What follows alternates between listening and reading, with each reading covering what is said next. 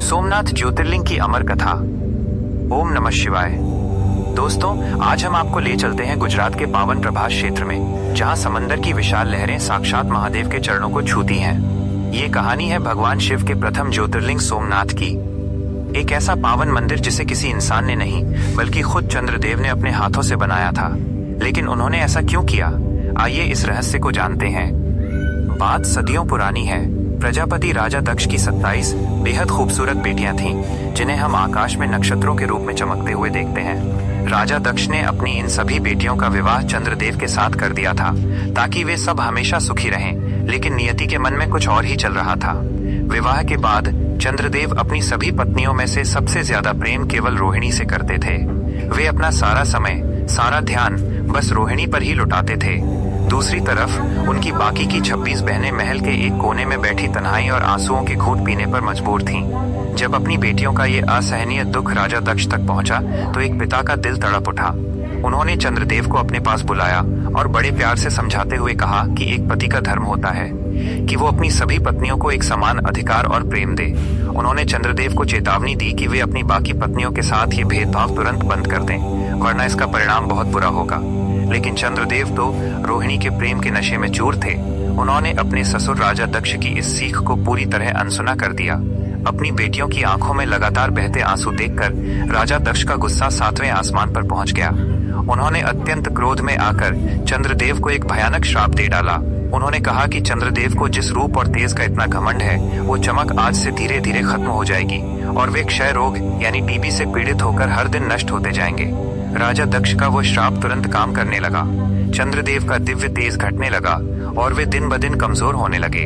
इसका बुरा असर सिर्फ चंद्रदेव पर ही नहीं बल्कि पूरी सृष्टि पर पड़ने लगा। धरती पर अंधेरा छाने लगा, पेड़ पौधे और जीवनदायिनी जड़ी बूटियां सूखने लगी। पूरी दुनिया में एक हाहाकार मच गया।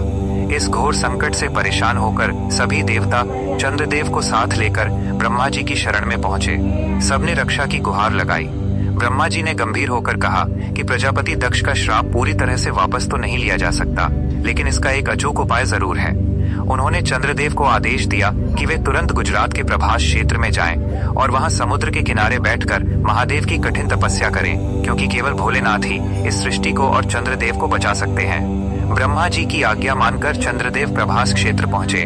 उन्होंने वहां पवित्र सरस्वती नदी और समंदर के पावन संगम पर भगवान शिव की घोर तपस्या शुरू कर दी।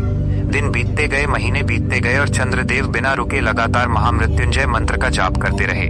आखिरकार अपने भक्त की ऐसी कठिन पुकार सुनकर औघड़दानी भगवान शिव प्रकट हुए। भगवान शिव ने अत्यंत सौम्य और गहरी आवाज में कहा कि वे चंद्रदेव की इस भक्ति से बहुत प्रसन्न हैं। राजा दक्ष का श्राप पूरी तरह खाली तो नहीं जा सकता, इसलिए उन्होंने बीच का एक रास्ता निकाला। महादेव ने वरदान दिया कि चंद्रदेव अब पूरी तरह कभी नष्ट नहीं होंगे। महीने के 15 दिन यानी कृष्ण पक्ष में उनका तेज धीरे धीरे घटेगा, लेकिन बाकी के 15 दिन यानी शुक्ल पक्ष में वे फिर से अपनी पूरी कलाओं के साथ बढ़ते जाएंगे। इस तरह हर महीने की पूर्णिमा को पूरा संसार उनकी पूरी चमक और रूप को देख पाएगा।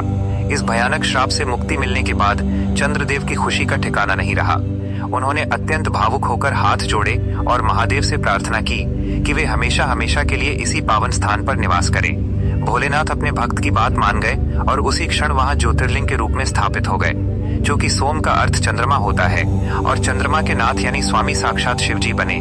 इसीलिए इस पावन तीर्थ का नाम सोमनाथ पड़ा।